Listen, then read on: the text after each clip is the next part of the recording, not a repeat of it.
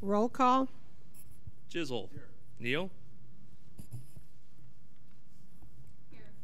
Olson. Here. Luce. Here. Zittergruen. Here. Hadley. Here. Johnson. Here.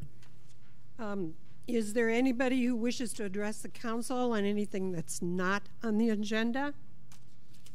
Seeing none. Consent agenda.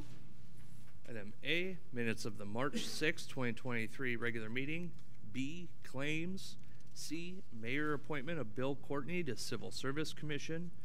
D, mayor appointment of Amy Reitzman to Communication Utility Board of Trustees. Item E, renewal Class C retail alcohol license with outdoor service for T-Box. F, ownership amendment of Class C retail alcohol license with outdoor service for Pulpit Rock Brewing Company. G, accept and file fiscal year 22 audit. H, consider resolution setting the date for public hearing for the Decorah 2023 Steyr Bridge Repair Project. And H, consider resolution setting bid letting and date for public hearing for the Decorah Municipal Airport Corporate Hangar and Terminal Project. Move to approve. Second. Any discussion? Just thanks to Bill and Amy for stepping up to be on our commissions. It's good to see those vacancies get filled, and they were impressive applications. No kidding. Roll call. Olson. Aye. Zittergruen. Aye. Chisel. Aye. Neal. Aye. Luce. Aye. Hadley. Aye. Johnson. Aye. Conduct public hearing on amending Title 17 zoning of the municipal code of the city of Decorah.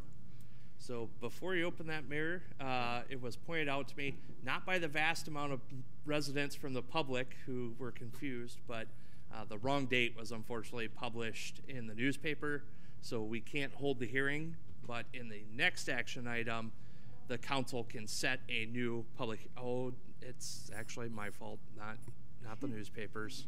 No, I can't let you take the fall for it. But anyway, council can set a new public hearing by simple action with item 6. Okay, so we'll go on to 6. Consider an ordinance amending Title 17 of the municipal code of the city of Decorah. So we can't do the first reading? No, since Nope. we haven't had the thing. Nope, but the council can set by simple motion, since a resolution's already been approved, to set a hearing. And I did talk this through with John quickly earlier tonight. We would be looking at April 17th as the next date. We wouldn't be able to meet public hearing. Well, You got to do 7 days. yeah. There's not an extra. I was trying to think. There's not an extra Monday this month, is there? Yeah, there is. There is. Yeah, we could. Yeah, we could squeeze that in. Okay. Are you sure? Just Yep. make sure that Right. we've got it. So it'd be April 3rd. No, there's only 4. And publishing schedule. Sorry, there's only 4 Mondays. No, we would have to go to April 17th. Okay. Okay. I'll move that the public hearing be set on April 17th. Second. Moved by Chisel, seconded by Olson to hold a public hearing on April 17th. Any discussion? Roll call. Chisel. Aye. Olson. Aye. Neal. Aye. Luce. Aye. Zittergruen. Aye. Hadley. Aye. Johnson. Aye. Motion carried. Conduct a public hearing on conveyance and release of right-of-way easement. So this one's good. We can hold this one. So the area being considered is Industrial Lane, over there on the west end, just south of Highway 9. The council has discussed this numerous times as part of the Alliant Operations Center MOU. And so this is the public hearing required before the city can even consider release of its interest in the right-of-way or easement. Okay, I'll open the public hearing. Is there anyone who wishes to speak to the public hearing? Hearing and seeing none, I'll close the public hearing. We're just doing the public hearing. Yep, for this one. Okay, sounds good. Consider an ordinance amending Chapter 12.40 Trees and Shrubbery, first reading. Okay, so there are quite a few changes proposed here in this ordinance. The tree board worked for a couple of months on revisions to code. When it gets to that portion, I'm going to have Jeremy drive a lot of that conversation. But I do want to point out that based on the council's discussions after SF 181, there is language in the proposed ordinance under 1240, 230, and 1240, 240 that would create the urban forest utility, and then say fees would then be established by resolution. So if council wants to eliminate that, I am highlighting those two areas that if you want to keep it in there, it's in there. But if you don't want it, we need to take that out before the first reading's voted on. Support of the tree board? I don't know that the tree board's actually had time. They meet the last Wednesday, Thursday of the month. So I don't know that they've been able to weigh in on an urban forest utility from that meeting to now. Okay. Move the first reading of the ordinance. Second. Motion made by Luce, seconded by Zinnegruen for passage of the first reading.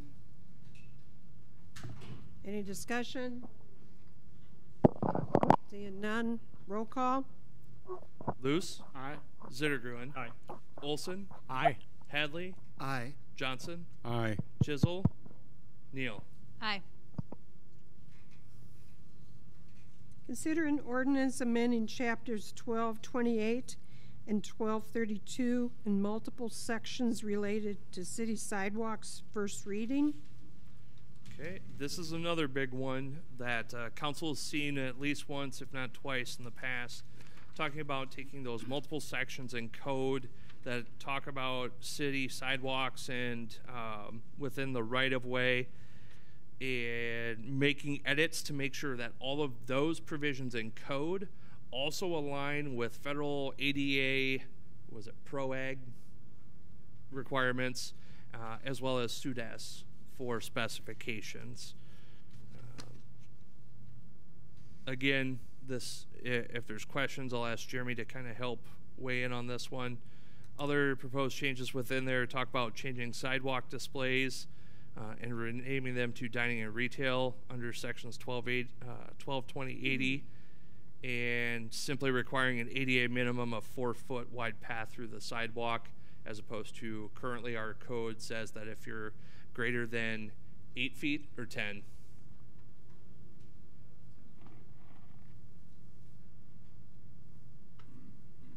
Yeah, I think if you have 10 feet, you can use 5. If you have 8, you can use 3, or it's something Right. like that. I don't remember off the top of my head. And at the end of the day, ADA says we need to maintain 4-foot wide sidewalk or path. That's what we're suggesting code should read as well. That does not include the stamped areas.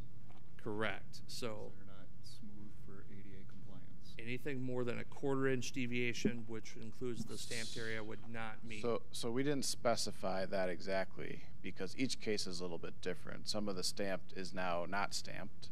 So that's why we said as long as there's 4 foot somewhere, because there's been a couple instances now where the stamp's been removed and it's just colored concrete. In that case, we would say it would count. There's other spots where there's a sign in the way. But if the stamp is such that it's not more than a 1/4 inch of a vertical obstruction, then in theory it could count. So we didn't get into the details here. We just left it general that we need that 4 foot route, and it could in theory move within the colored stamped part if it meets other requirements. But the stamping would have to be worn down to less than a 1/4-inch deviation. Correct. Hadley will move the first reading. Second. Motion made by Hadley, seconded by Luce. Any further discussion? I've got a question on the awnings, the change to the awnings. The max is increasing to 8, or the minimum is increasing to 8 feet from 7 feet. Are there any awnings in the city that are currently at 7 that would be out of compliance? I'm thinking there's a handful. I'm thinking the Ethos building is fairly low. Yeah. I don't even know if that one's 7. Yeah.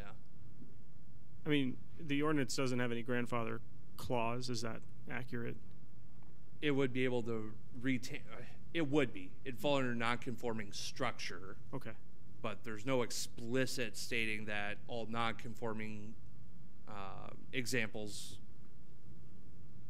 There's nothing that explicitly talks about them in this scenario, but they would fall under the city's non-conforming structure provision. And then if they went to redo it, they would have to put it in. Move it up. Yep. Yep. So as they stand, they're fine, but if they go to redo it, they would have to move it up, if not already at 8 feet. Thank you. Have staff discussed the 4 feet preserved path with the businesses that are likely to be affected by this? Have we told them that this is coming before council? In theory, this should be actually easier for them, because currently, as Jeremy noted, if they're less than 8 feet wide, they're only allowed to use 3. That's 5. And if they had more than 10, they could go up to 4. So we're saying that it's going to be less restrictive in this scenario. You get to pick where it goes. All right. Because even it used to specify as well up against the building, correct? Correct. Yeah, so it had to be closest to the building. And this proposed ordinance just maintained 4 feet. So if we got to go out and around, if you want to put your sandwich board right there, as long as there's 4 feet to get around it, you're fine. Yeah, I mean, I'm all for. It sounds like there's going to be some big wins for ensuring mobility throughout our downtown. I just want to make sure there aren't any unintended consequences where we're making things harder for our local business owners to do business. So, my last question was in this section discussing sidewalks crossing driveways. Is there any, do the sidewalks, Jeremy, if they're made of the same material as the driveway, I mean, do they have to be sidewalk? I mean, I guess what I'm saying is if someone pours an asphalt driveway, they need to have sidewalk on the, okay, that's what I was wondering. Yep, they would, to meet compliance with federal regulations. Now, the material has some flexibility. We've just said concrete because it's more rigid, doesn't move. It's easier to maintain those cross slopes that are required. So, and there are quite a few instances in town where that's not the case, where there's just a poured surface and the sidewalk kind of ends on one side of it and starts on the other. Is that correct? That's correct. Do we have a mechanism for ensuring that when those surfaces are resurfaced, that they're brought into compliance? The right-of-way work permit is our one tool now. So there's been a couple instances where there was an asphalt drive being poured and approached, and they had a permit, and we said, well, the sidewalk has to be concrete. So as long as we can communicate and educate folks that any work in the right-of-way needs a permit, that's our. If it's not part of a building that Greg's working on or a site plan, that's really our only mechanism right now. Thank you. That sounds good. And quite a few times that actually gets caught at the staff level by locates getting called in. Mm-hmm. Yeah, good point. That's our safety net, is that as long as locates are called in, we, in addition to the water department, we check all those in our office to see what kind of work and work with Greg and Todd and others to make sure that if a right-of-way work permit hasn't been submitted, that one is. I read something interesting earlier about how there being a difference in just the visual look of a sidewalk crossing a driveway. It makes drivers a lot more attentive to potential pedestrian crossers. So, yeah, I'm glad to hear that's in there. Thank you. Okay, any further discussion? Roll call. Hadley? Aye. Olson? Aye. Luce? Aye. Zittergruen? Aye. Johnson? Aye. Chisel? Neal? Aye. Motion carried. Consider approval of Alliant Energy Operations Site Plan. Can you give some background on that? Yes, so this goes back to the council just held the public hearing on Industrial Lane about the proposed possible conveyance of the easement or right-of-way. The city does not own the land. Unless council wants me to rehash the whole thing where it's former DOT right away and going back to, all right, so everyone remembers that. Alliant is proposing to build a new operations center on that site. And as part of that consideration with the MOU, if you remember, is a new driveway that would extend back to the north along Park Street and then continue west along Highway 9 over the trailhead. So this site that's been a staff review originally identified 10 items. If you have, actually that was updated today as well, because there is an additional 11th item. The release of the easement and right-of-way should probably be a condition of the site plan approval, since we have not done that yet. But since the original submission, those 10 items identified, several have been met. One, Alliant's not the current owner of the site. Two, private utilities proposed near a proposed public water main. They'd need to coordinate with the water department. 6, easements will be needed by the city for new proposed water and sanitary sewer mains relocation. Still need that easement. 7 and 8 were previously marked off, but actually we have reinserted them because that was a miscommunication between myself and Jeremy. Jeremy sent me the notes from Alliant. I thought they were his notes. And so Alliant said they've met these, but Jeremy said, we need a little bit more on this one. So 7 and 8 are back in. Construction should note that access to the trailhead will remain open at all times during construction. We do plan to achieve this through a development agreement upon the conveyance of that release of the easement and right-of-way, should council approve that at April 3rd meeting. Also, detectable warning panels for sidewalkers shown as yellow and should be neutral colored cast iron. No sidewalk shown on the east side of the project along State Street. At a minimum, would recommend installation of curb cuts at the intersection of Park Street and Industrial Lane to accommodate future sidewalk. What are sidewalk warning panels? The textured bumps. Okay, thank you. Why would we not require a sidewalk? It's on the east side of the project. Like, one possibility is the driveway to the trailhead also serves as the bike pedestrian access to the trailhead.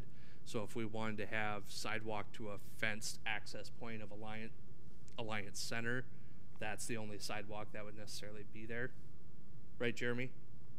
And then the other thought was the driveway would serve as that same.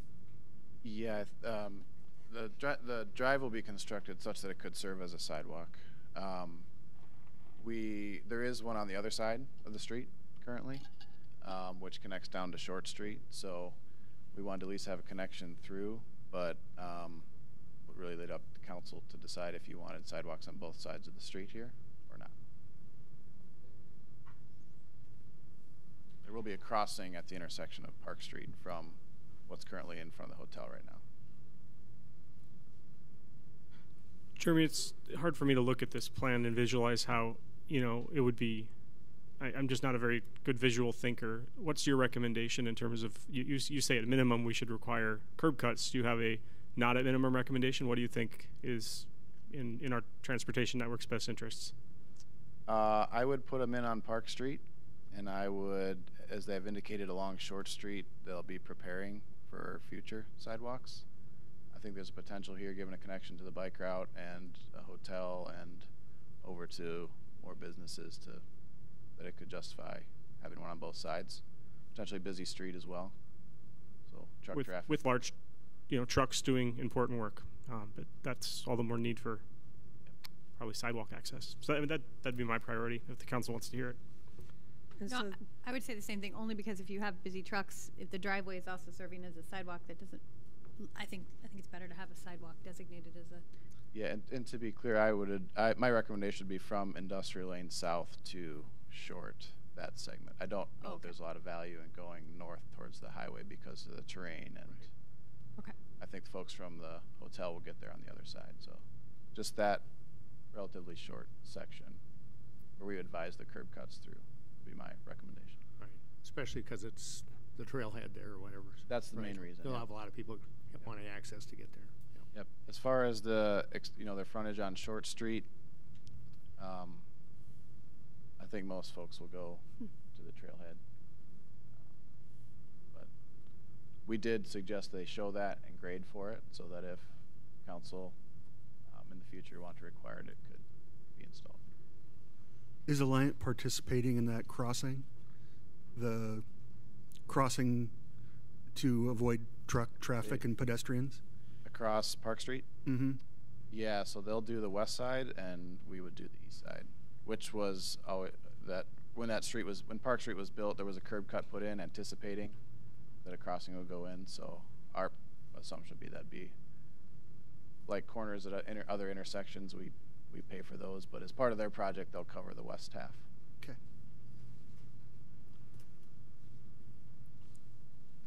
One more item to note, item 10, stormwater management plan was submitted. Item D, just a note, record drawings need to be submitted within 30 days of completed construction. So based on that, staff as well as planning and zoning has reviewed the proposed site plan. Both would recommend approval being contingent on items 1, 2, 6, 7, 8, 10, and 11. And the 11's the release of the easement right away that was I'd added. so move. Can we modify? I'm sorry, I'm flipping back here. Okay, can you wait just a minute? We have a motion, Second. and motion made by Olson, seconded by Chisel. Discussion. Luce was the first, right? Oh, Luce, sorry. I think I would just modify. I forget if it's 6 or 7. I'm trying to get back to the place with the sidewalks. That we actually have them put sidewalks in where Jeremy had suggested. That would be 8. 8. Right. So that would be the east side of the project on Park Street. Is that right, Jeremy? So sidewalks should be included on the east side of the project along Park Street, along with curb cuts at the intersection of Park and Industrial Lane. Steve, would you accept that as a friendly amendment? That's what I was thinking we were doing. That's written in there, that it was the crossed out portion, right? Well, it was recommended as a curb cut as a minimum, and then Jeremy's saying that, Right.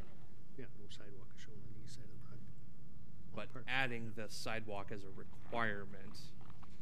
So that's what Right. Luce thought his motion was. Randy, is that what you thought the motion considered? Okay. Thank you. Any other discussion? Any idea of whether the building really is going to look like a hangar at the Decorah Airport, or whether those panels are going to rust? I don't know if the panels are going to rust, but it should look like what's proposed for Alliant. Because architectural renderings. It looks orange. It looks orange to me, right? Like, Well, a part of it does. yeah. The pretty part. You mean, are you asking if the plan is for them to rust, to be like that kind of rust orange, to oxidize or something? Mm-hmm. Is the line on the phone? Is that what they're? Is the? I'd recommend asking Matt Corkery, who's on the phone. He can speak to that better. Matt, Dustin's throwing you under the bus. He wants you to talk about it.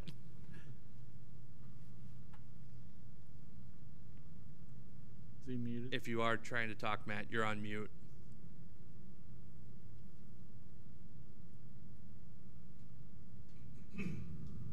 Maybe he's not actually on either. Mike, can you shake him? As far as I know, they're like kind of a rustic looking panel. There we go. Will they rust anymore? I don't know. I'm assuming they But yeah, as long as it's not like orange enamel. Right. I was guessing it was more of an architectural panel, not an orange. But I just wanted to ask. Yeah. I would prefer it didn't rust anymore because then we're going to be replacing it Right. sooner than later. Right. I think the building looks very nice. Mm-hmm. But I can get the accurate description if you would like and get it to you guys Sure. tomorrow. This is maybe a question more for Carrie or Travis. I know that utilities, they don't pay property taxes, but they do pay a payment in lieu of property taxes. And I don't know if that's, payment is based on the value of their property and infrastructure in a city, or is it just you know, a population-based metric or whatever. What I'm curious about is, given this big investment in our community, and the fact that, you know, obviously there's going to be a greater demand on our infrastructure as a result, are we going to see a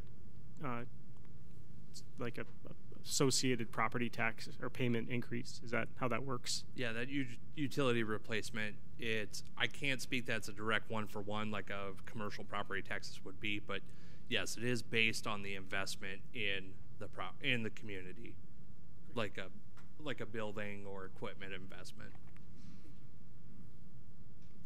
Okay, any other discussion? Hearing none, roll call. Luce? Aye. Chisel? Aye. Zittergruen? Aye. Hadley? Aye. Johnson? Aye. Neal? Aye. Olson? Aye. Motion carried. Consider service agreement with Kaler Consulting for search and hiring of a police chief. Okay, after the last council meeting where we talked about with Chief Smutzler's impending retirement, as well as the last when Chief Smutzler was hired, the council was happy with Jeff Kaler of Kaler Consulting and his work in that hiring process. I've used him in Humboldt and was happy with the outcome there, as well as the whole process. So we forewent the RFQ solicit. Time is of the essence. I did reach out to Jeff. He is ready and willing to enter an agreement with Decorah if we want to move forward with him. He is proposing two potential options for that payment.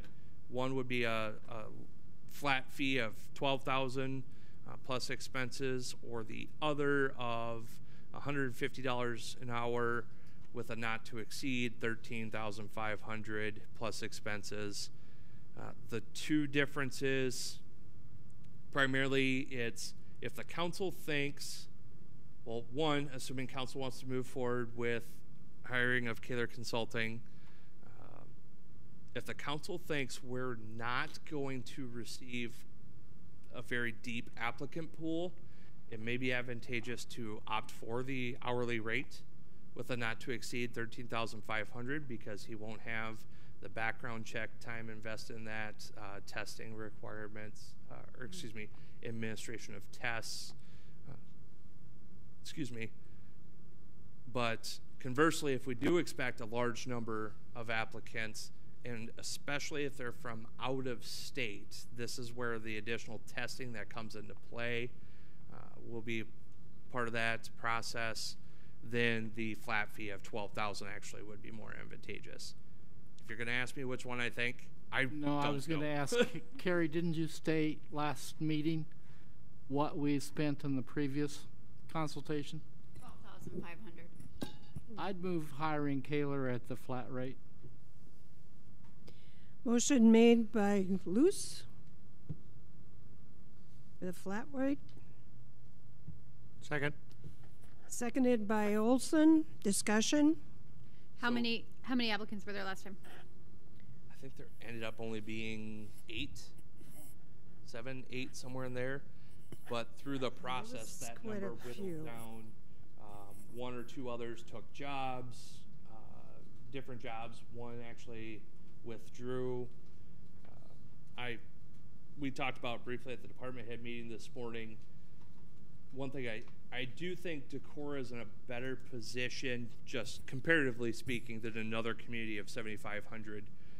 Look, when I applied for this position with city manager, there were 30, it was in the 30s, number of applicants for this manager role, which was much higher than other cities that were out there at the time. And so I do think Decorah is desirable. We are going to see a decent number of applicants. My concern is going to be with applicants that might be coming from Minnesota or Wisconsin. They're going to have additional testing requirements that Jeff's going to have to do. And I'm just pointing at those two, but even when I was in Humboldt, we had candidates from Illinois, Colorado. Based on legislative changes within those states, there was kind of a exodus of law enforcement personnel out of certain states. So that's one thing I want to point out. Another being So council will can approve this contract and how we want to move forward with payment. But civil service will also have to, they meet on Friday. Since we are a 411 city, civil service will also have to approve the contract, minimum qualifications, and form of testing. Anything else I'm missing, John? No, that's correct. Civil Service Commission has to hire somebody to do the testing. And when we do police officers and for promotion, we can do it in-house. So we say they hire the police department. But in this case, since we're using an outside consultant, they've got to make that call.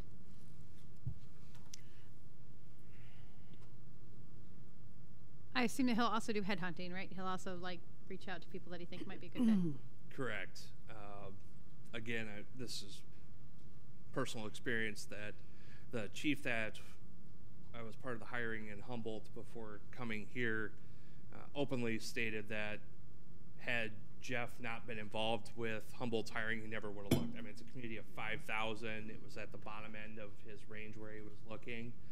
But he's been participating. There are only really 2 people that do this in the state of Iowa, with him being the vast majority of it.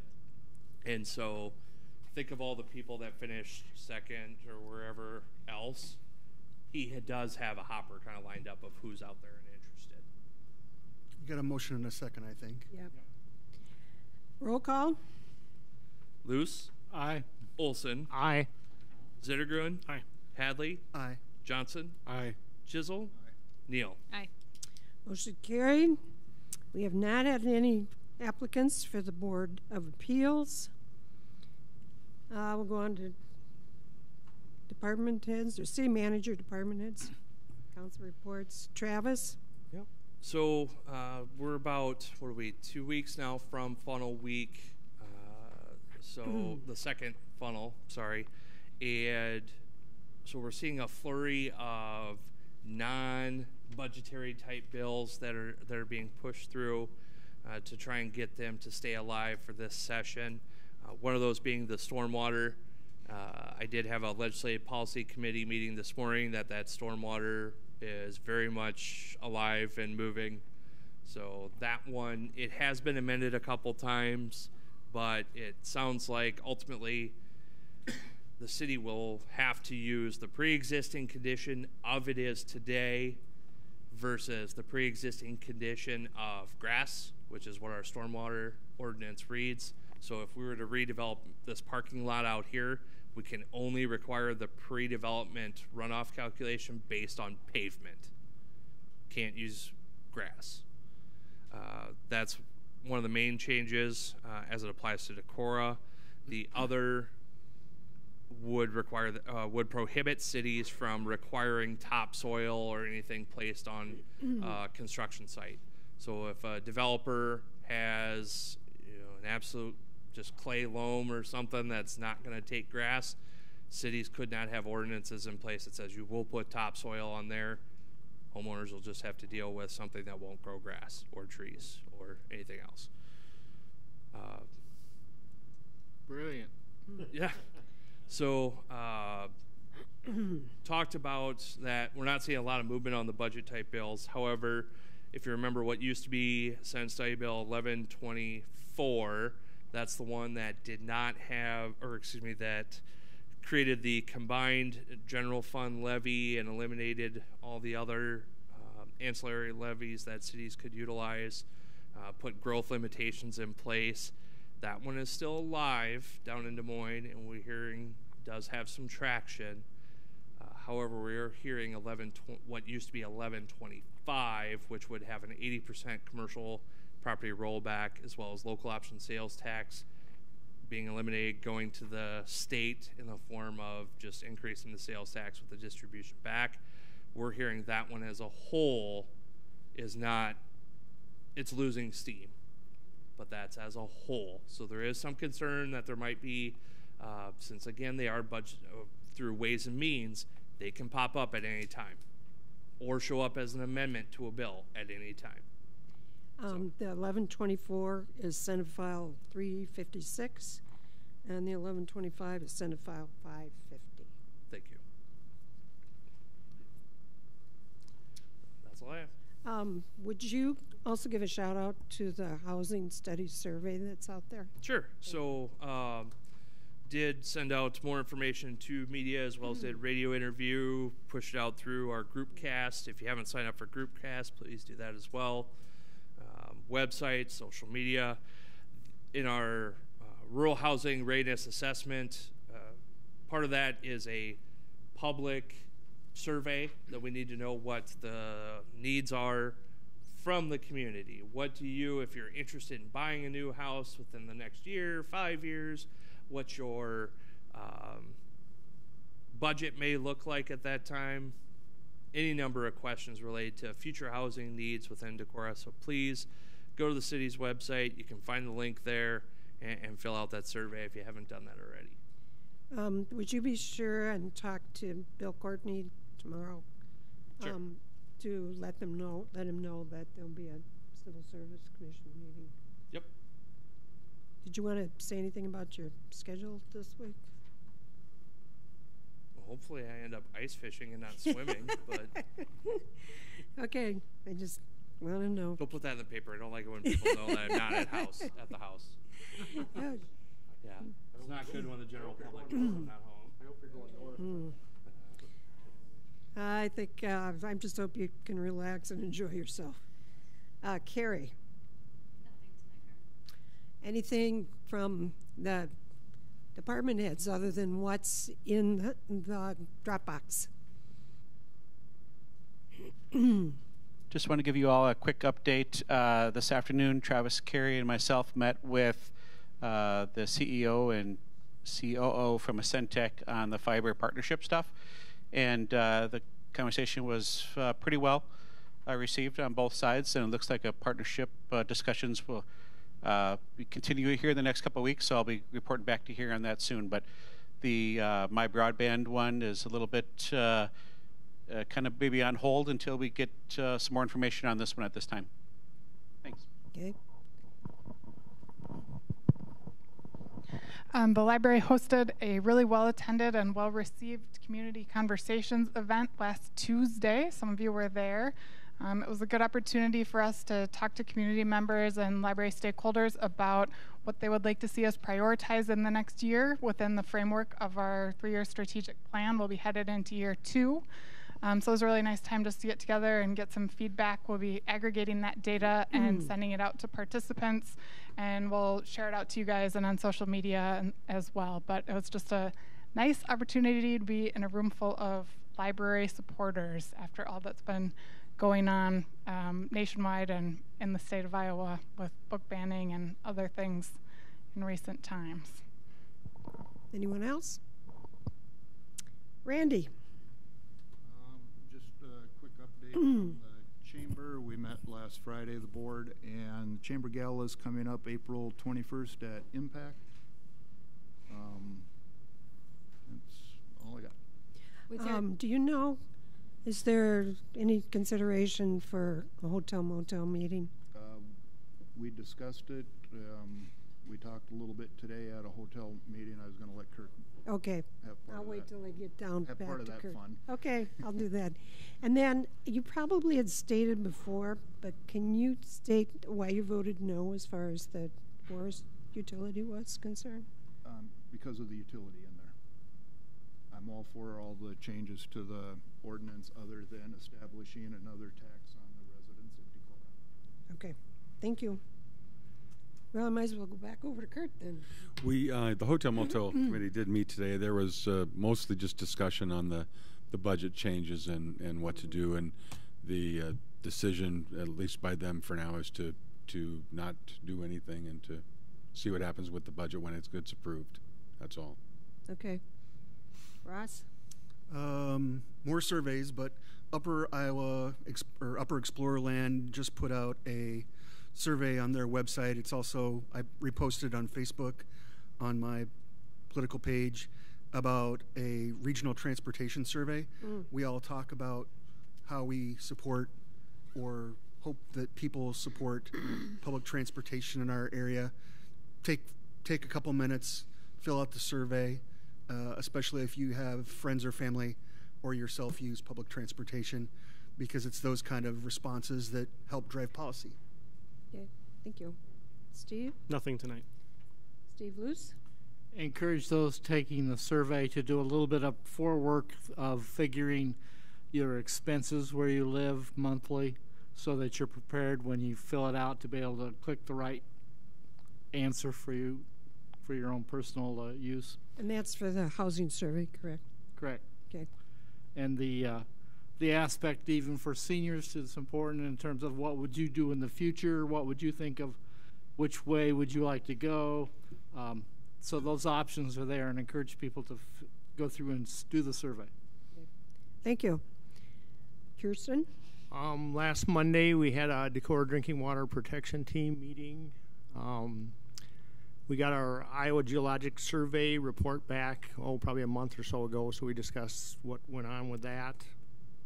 The report indicated that our surface water runoff area was much smaller for our wellhead protection area than we originally had thought, or originally the DNR had come out with.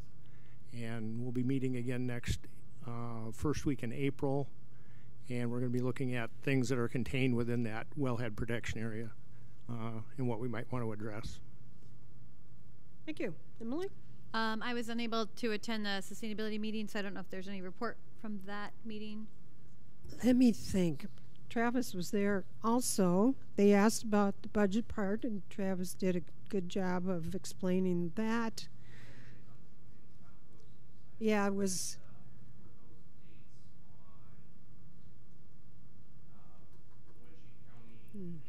Oh, distribution of bins? It's a little bit different for this first round because they only targeted the folks that had signed up to purchase one. So it's not a public training yet, per se, but those are forthcoming. Okay. And then they did talk about the EV stations. Can you just give an update on that? The non-working EV stations? Yeah. Yeah, they asked for some updates on usage.